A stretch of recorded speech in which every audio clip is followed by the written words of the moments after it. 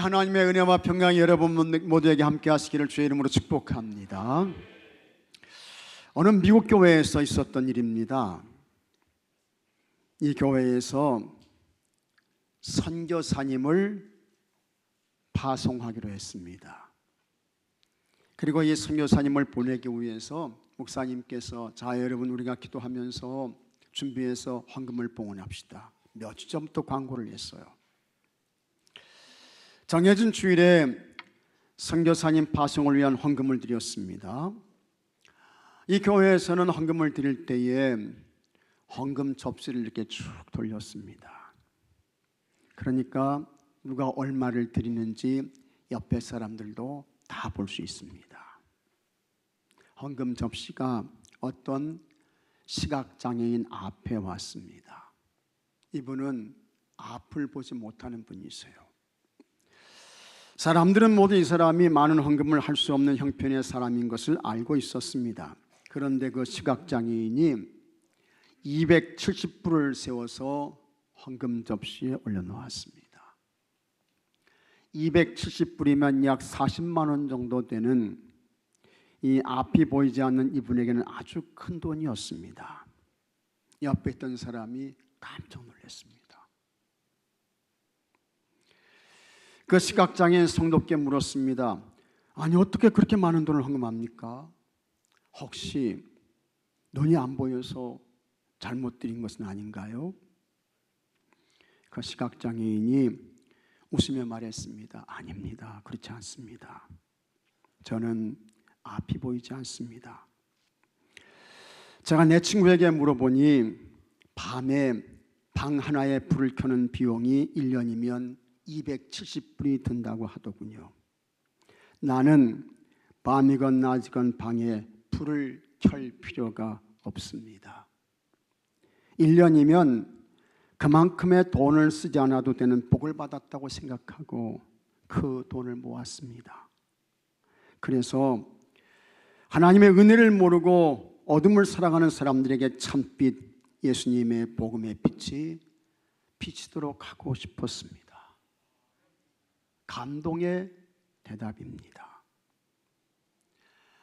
앞이 안 보이는 시각장애인이라고 하면 틀림없이 불평할 수 있습니다. 원망으로, 비관으로 인생을 살 수 있어요. 나는 왜 앞을 볼 수 없을까? 왜 하나님께서 나를 이렇게 만드셨지? 다른 사람은 다 볼 수 있는데 왜 하필이면 나는 볼 수 없는 것일까? 하나님 왜 이리 공평하십니까? 나는 그런 하나님 믿을 수 없습니다. 나는 절대로 그런 하나님 받아들일 수 없습니다. 충분히 그렇게 할 수 있어요. 하지만 이 시각장애인은 그렇지 않았습니다. 앞이 보이지 않으니 불을 켤 필요가 없습니다. 그런 그는 전기세를 내는 만큼의 돈을 절약해서 교회에서 선교사님을 파송해서 가서 구원의 빛, 복음의 빛을 비추시라고 선교사님을 파송하는데 헌금을 봉헌했습니다. 감동과 감격의 놀라운 이야기입니다. 그러므로 우리에게는 여러분 원망이 있을 수 없습니다. 우리는 불평하면 안 됩니다. 원망, 불평 그것은 뭐냐? 교만입니다. 악함이에요. 불의이고 불법이고 하나님께 대한 도전입니다. 우리는 모든 일에 감사하셔야 합니다. 감사할 것밖에 없어요. 믿으시면 아멘 하십시오. 하나님의 은혜가 아닌 것이 없고 하나님의 도움이 아닌 것이 없고 하나님의 축복이 아닌 것이 없습니다. 특히 우리가 더 많이 하나님께 감사해야 할 것이 있습니다. 하나님께서 여러분을 아시고 정하시고 부르셔서 예수님 믿게 하셨습니다. 하나님의 특별한 은혜인 것입니다. 놀라운 사랑입니다. 그리고 예수님 믿는 가정을 세워주셨습니다. 하나님께서 짝지어 주셔서 믿음의 복된 가정을 이루게 하셨습니다. 또 그 가정에 하나님께서 하나님의 기업으로 자녀들을 주셨습니다. 하나님의 기업, 하나님의 선물로 이 아이들, 이 자녀를 주신 거예요. 이게 어떻게 가능할까? 하나님의 은혜죠. 하나님의 기적인 것입니다. 그러니 감사하셔야 합니다. 앞이 안 보여서 밤에 불을 안 켜도 되는 것을 저주가 아닌 복으로 생각하고 그렇게 아낀 돈 270불을 헌금 접시에 올려놓은 그 시각장애를 보면서 감사로 사는 법 배우셔야 됩니다. 감사 충만하셔야 돼요. 감사 충만. 그리고 진짜 중요한 것이 있습니다. 여러분 가정에 기업으로 주신 그 아이들을 하나님의 사람이 되게 하고 하나님의 기업으로 키우고 그래서 하나님이 쓰시는 사람이 되게 하는 것입니다. 이 책임이 누구에게 있을까? 누구에게 있어요? 부모에게 있는 거예요. 그래서 우리 부모들이 각성하셔야 돼요. 각성하셔야 돼요. 이 사명을 우리 부모들이 잘 감당해야 합니다. 그러면 어떻게 자녀들을 하나님의 기뻐하시는 하나님의 기업으로 세울 수 있을까? 우리 부모들은요, 자석 부모가 되면 안 됩니다. 자석은 끌어당기잖아요. 붙게 해요. 그것처럼 부모의 생각으로 자녀를 키웁니다. 부모의 계획으로 자녀를 길러요. 그 자녀는 부모의 자식이 됩니다. 만일에 부모의 생각대로 자녀가 자라주지 않습니다. 부모의 계획대로 자녀가 성장하지 않아요. 그때에 다툼이 일어나고 싸움이 되고 그것이 가정 문제가 되고 부모는 자녀에게 매우 서운한 마음을 갖습니다. 반면에 자녀는 부모에게 분노의 마음이 가득입니다. 왜 참견하냐고, 왜 간섭하냐고, 나는 아빠 엄마 인생 안 살 거야, 내 마음과 내 생각대로 살 거예요 하면서 덤빕니다. 가정이 평안하지 않습니다. 행복하지 않아요. 항상 긴장이고 언제 어떤 일이 터질지 불안인 것입니다. 나침반은 그렇지 않습니다. 나침반은 항상 한 방향을 가리킵니다. 어느 것이 남쪽이고 어느 것이 북쪽인지 방향을 알려줘요. 그것처럼 우리 부모들이 어떤 역할을 해야 할까? 가정에서 방향을 가리키는 것입니다. 삶에서 방향을 지시해 주는 거예요.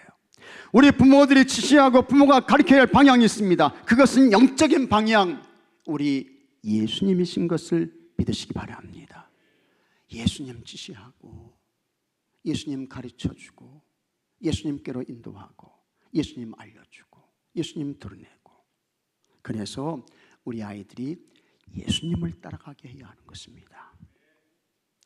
왜 부모가 예수님을 가르쳐야 할까? 왜 부모가 예수님을 지셔야 합니까? 왜 부모가 우리 아이들을 예수님께로 인도해야 돼요? 예수님은 영적 생수가 되시기 때문에 그렇습니다. 요한복음 4장 14절에 내가 주는 물을 마시는 자는 영원히 목마르지 아니하리니, 영원이에요. 영원히.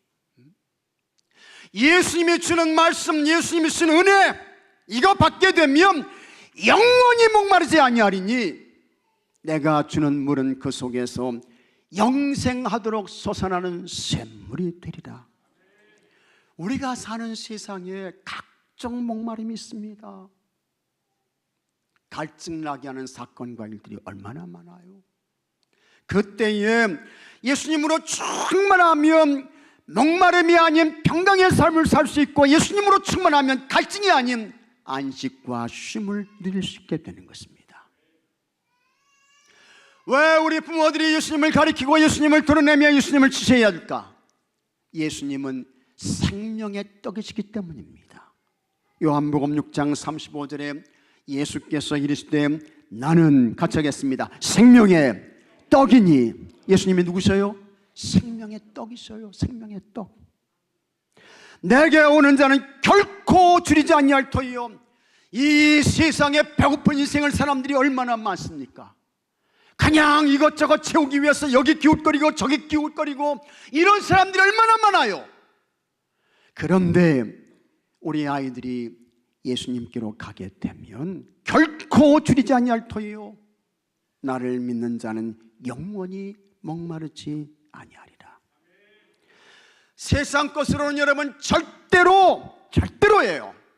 만족과 기쁨이 있어요, 없어요? 없어요. 혹 만족과 기쁨을 얻었다 할지라도 그것은 잠깐입니다. 순식간이에요. 사라져요. 없어져요. 다시 목마른 인생 되고 굶주린 삶 살게 되는 것입니다. 그런데 예수님으로 충만하면 배고프지 않습니다.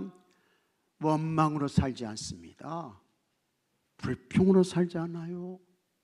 부정적인 인생 살지 않습니다. 항상 감사로 살고 기쁨으로 살고 즐거움으로 살고 기대로 살고 소망의 삶을 살게 되는 것입니다. 왜 부모가 예수님을 가르쳐야 될까? 왜 부모가 예수님을 지켜야 합니까? 예수님은 생명의 빛이시기 때문입니다.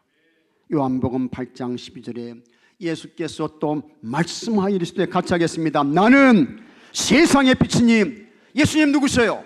세상의 빛이십니다. 빛, 구원의 빛이에요. 죄를 몰아내시는 진리의 빛이요 생명의 빛입니다.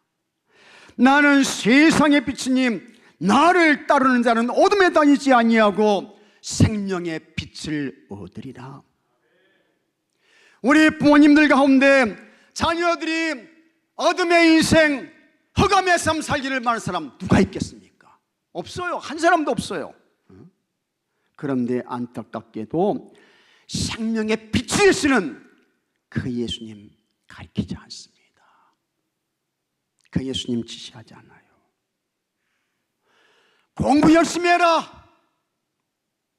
게으르면 안 된다. 뒤처지면 안 돼. 어서 학원 가. 이런 얘기는 하면서 진짜 예수님의 생명의 빛이야, 구원의 빛이야, 영생의 빛이야, 그 예수님 잘 믿어야 돼. 그 예수님께 예배 잘 드려라. 그 예수님 말씀 따라가. 이렇게 하는 부모는 별로 없어요. 별로 없습니다. 한참 잘못됐습니다. 영적으로 많이 어긋났습니다. 왜 우리 부모들이 예수님을 가르쳐야 할까? 왜 우리 부모들이 예수님을 지시하고 예수님께 인도해야 할까? 우리 예수님이요 구원의 문이 되시기 때문입니다. 요한복음 10장 9절에 내가 문이니 누구든지 나로 말미암아 들어가면 구원을 받고 또는 들어가면 나오며 꼴을 얻으리라. 예수님 누구세요? 예수님 누구세요? 구원의 문입니다. 천국의 문이에요. 영생의 문인 것입니다. 예수님이 아니면 어느 누구도 그 영혼이 구원받을 수 없습니다. 천국 못 가요. 하나님 나라 천국의 문, 예수님이 아니면 열리지 않습니다. 예수님께서 말씀하셨습니다. 요한복음 14장 6절에 내가 곧 길이요 진리요 생명이니 나로 말미암지 않고는 아버지께로 올 자가 없느니라. 또 사도행전 4장 12절에는 다른 이로서는 구원을 받을 수 없나니 천하 사람 중에 구원을 받을 만한 다른 이름을 주신 일이 있어요, 없어요? 없습니다. 없어요. 예수님이 아니면 안 되는 것입니다. 또 왜 부모가 예수님을 가르쳐야 할까? 왜 부모가 예수님을 지켜야 합니까?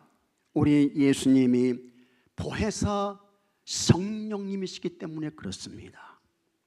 요한복음 14장 16절에 내가 아버지께 구하겠으니 그가 또 다른 보혜사를 너에게 주사 너에게 영원토록 너희와 함께 있게 하리니 했습니다. 예수님은 첫 번째 보혜사세요. 그 다음에 또 다른 보혜사 누구십니까? 이분 역시 예수님이십니다. 우리 예수님께서 인간의 허물과 죄를 없애주시기 위해 고난당하셨습니다. 그래서 예수님의 십자가 죽음은 뭐냐? 예수님의 십자가 죽음은요, 대속의 죽음입니다. 마가복음 10장 45절에 인자가 온 것은 섬김을 받으려 함이 아니라 도리어 섬기려 하고 자기 목숨을 많은 사람의 뭘로 주셔요?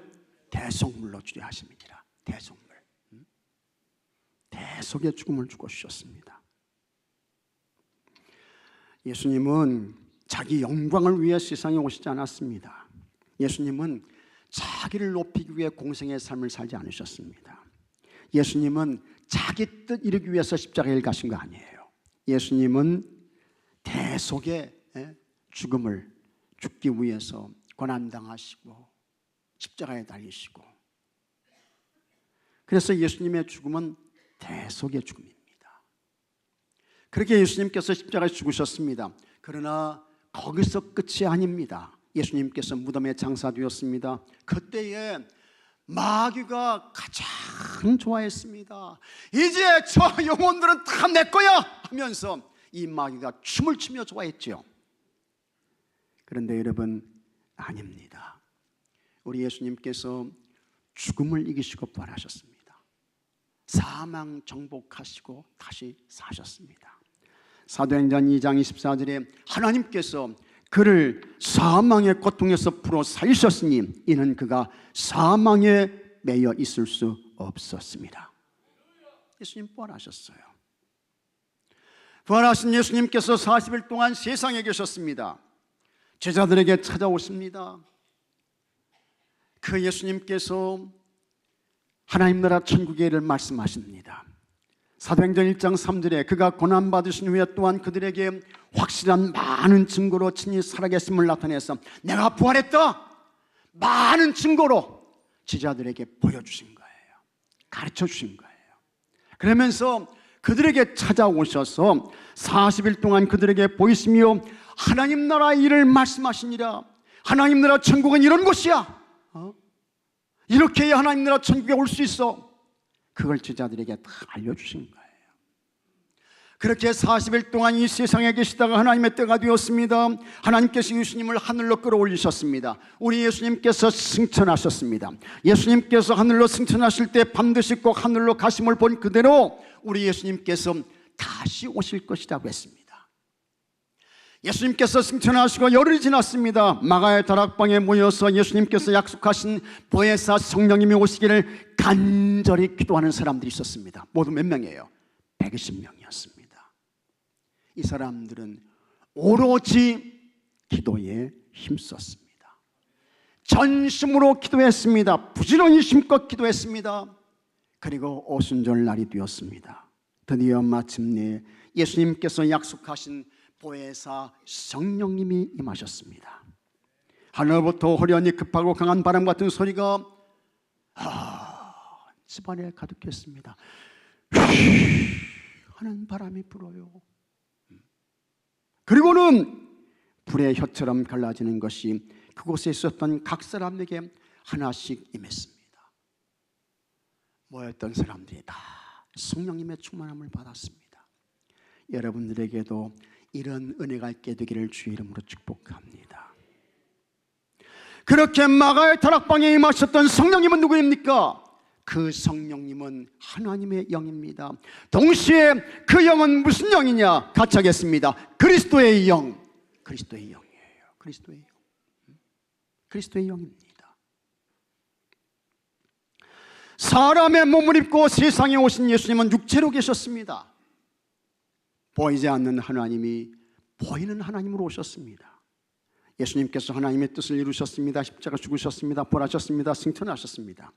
그리고 승천하신 예수님께서 제자들을 고아와 같이 버려두지 않기 위해 다시 오셨습니다. 그때 오신 예수님은 보혜사 성령이셨고, 그래서 지금 누가 우리와 함께 하시느냐? 보혜사 성령 예수님이 여러분과 함께 하시는 것을 믿으시기 바랍니다. 그 보혜사 성령님이 우리에게 예수님을 그리스도 주님으로 믿어지게 하십니다. 성령님이 아니면 어떤 사람 누구도 예수님을 그리스도 주님으로 믿고 고백하고 신하며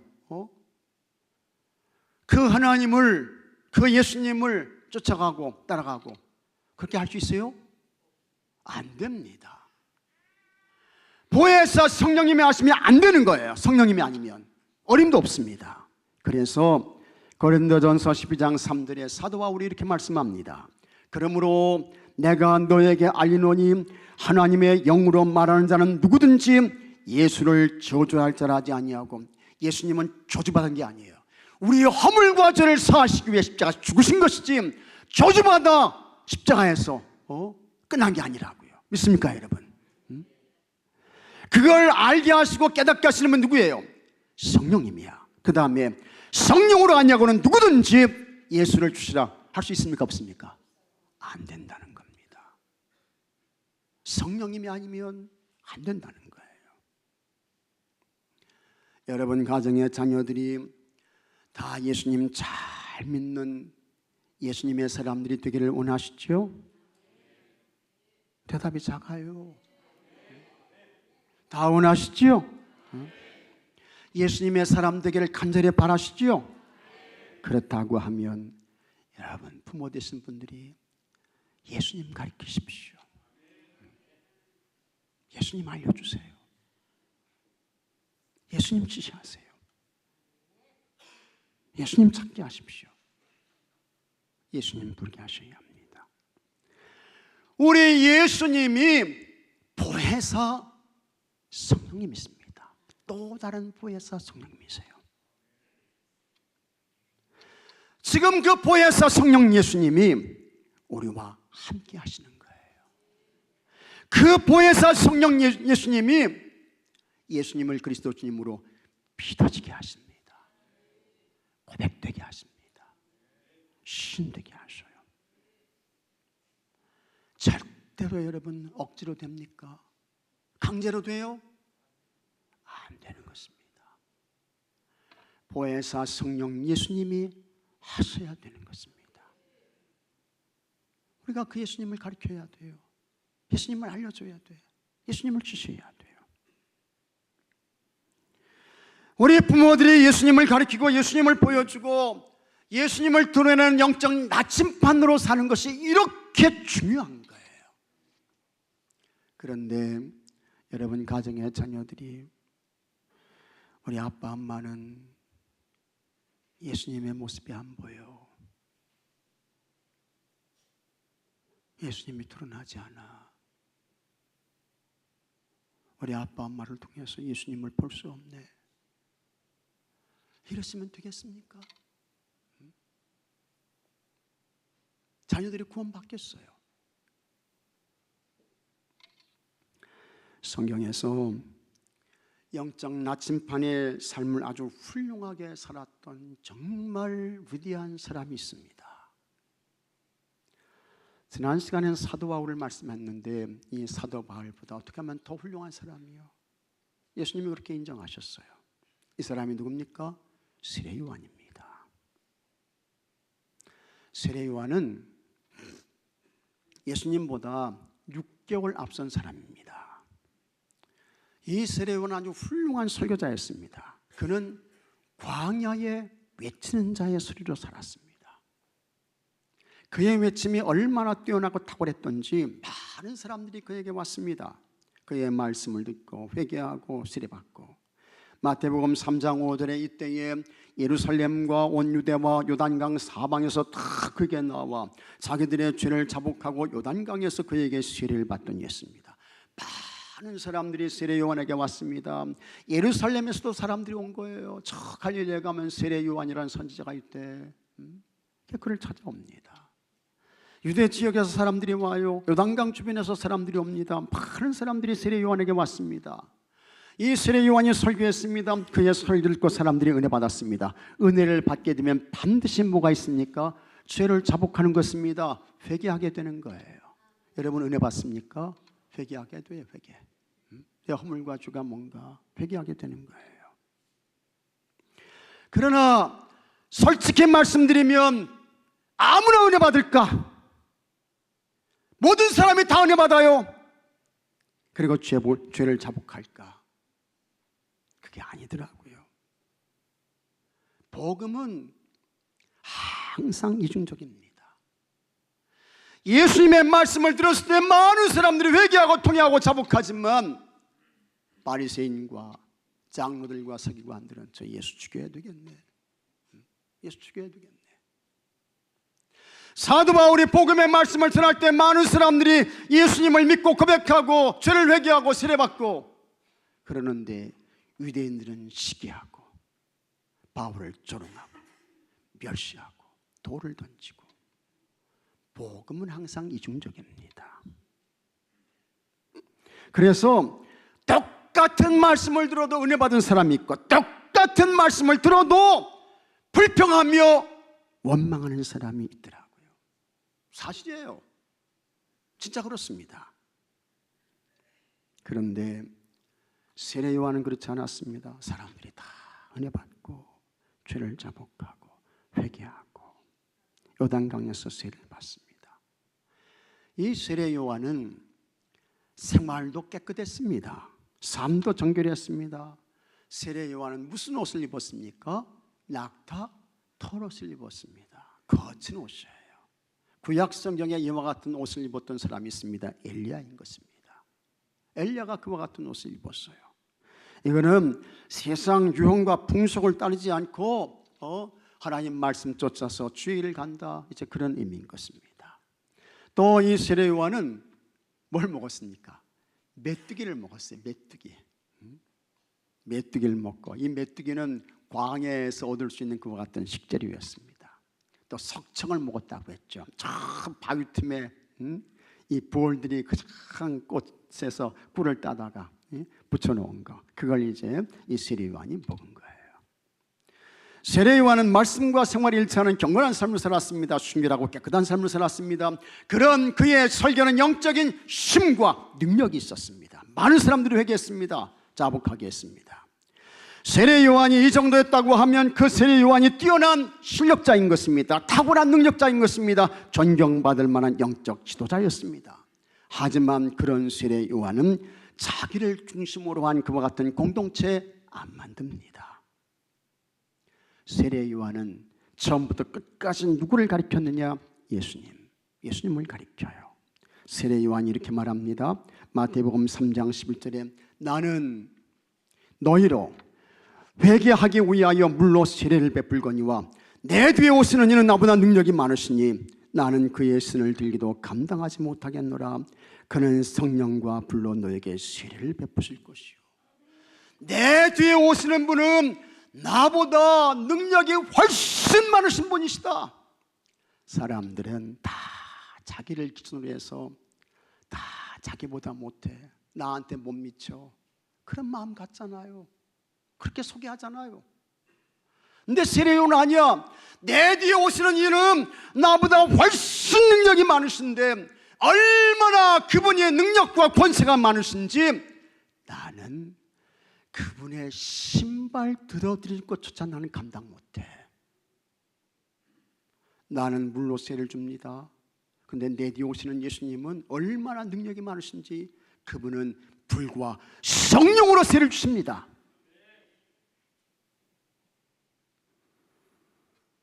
여기서 끝이 아닙니다. 세례 요한은 예수님의 말로 어떤 분이냐? 요한복음 1장 29절에 이튿날 요한이 예수께서 자기에게 나오심을 보고 이르되 세상 죄를 지고 가는 하나님의 어린 양이로다. 예수님이 누구냐? 이 예수님이 세상 죄를 지고 가는 하나님의 어린 양이라는 것입니다. 이 말은 뭐냐? 예수님이 그리스도라는 거예요. 예수님이 구주라는 거예요. 예수님이 지금까지 우리가 기다리는 누굽니까? 메시아라는 것입니다. 세례사람들이 세례 요한의 설교를 들었습니다. 그가 외치는 소리도 들었습니다. 그가 베푸는 외계의 세례를 받았습니다. 그러니까 사람들이 세례 요한에게 당신이 그리스도입니까? 물어요. 당신 그리스도입니까? 세례 요한 당신 그리스도인가요? 묻습니다. 그때에 이 세례 요한이 여러분 애매모호한 태도를 취하지 않습니다. 우리가 국가적으로 혹은 사람을 상대할 때에 대답하기 힘든 어려운 그와 같은 질문 있잖아요. 그때에는 대답을 합니까 안 합니까? 안 해요. 그냥 슬쩍 넘어가. 그걸 표현하는 말이 있습니다. 전략적 모호성이라고 하는 거예요. 내가 대답하면 손해가 될 것 같아. 불이익이 올 것 같아. 그러니까 그냥 전략적으로 슬쩍 은근슬쩍 넘어가는 거예요. 전략적 모호성이라고.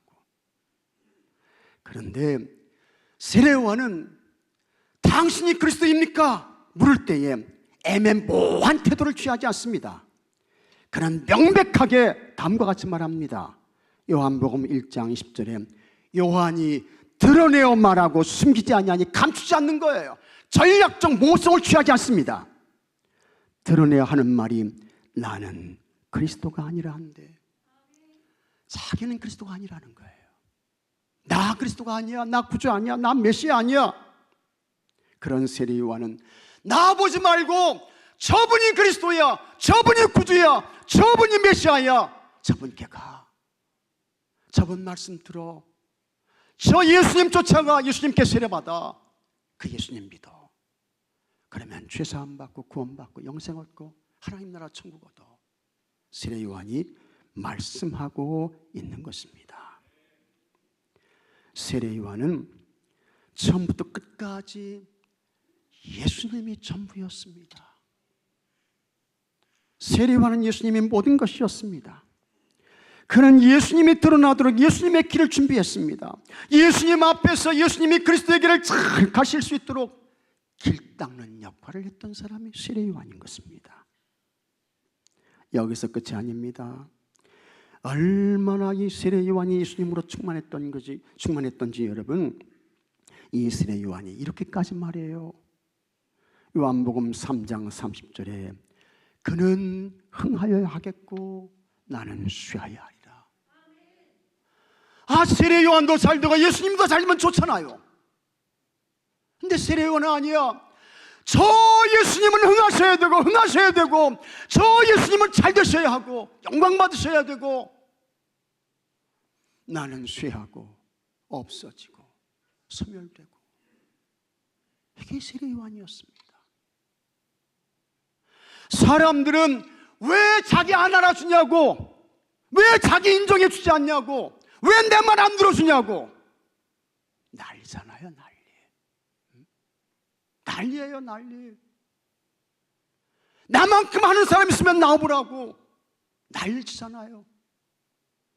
거기서 분쟁이 일어나고 다툼이 일어나고 싸움이 일어나고 갈등이 일어나고. 그런데 세례 요한은 여러분 아닙니다. 저 예수님은 흥하셔야 되고 나는 쇠해서 있는지 없는지도 모르게 없어져야 되고 사라져야 되고. 이게 세례 요한이었습니다. 세례 요한은 오직 예수님을 가리키고 드러내는 영적 나침반으로 살았던 것입니다. 훌륭한 것입니다.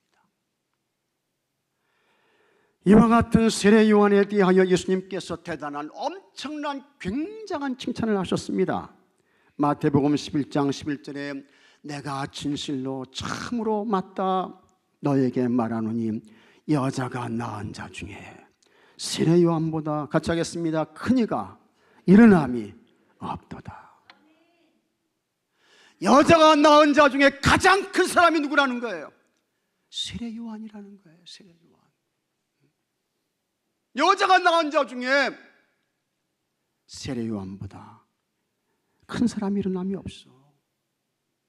세례 요한이요 아브라함보다 크다는 거예요. 세례 요한이 모세보다 크다는 거예요. 세례 요한이 엘리사보다 크다는 거예요. 크다는 거예요. 어떻게 세례 요한이 이와 같은 엄청난 예수님의 칭찬을 받을 수 있었을까? 이유는 하나입니다. 세례 요한은 예수님을 가리켰습니다. 세례 요한은 예수님을 나타낸 거예요. 세례 요한은 예수님을 드러내고 예수님을 보여주고 예수님께를 안내하고 그러한 세례 요한이 훌륭한 영적 나침반의 삶을 살았습니다. 우리 예수님께 엄청난 굉장한 칭찬을 받았습니다. 여러분, 누가 칭찬받는 부모일까?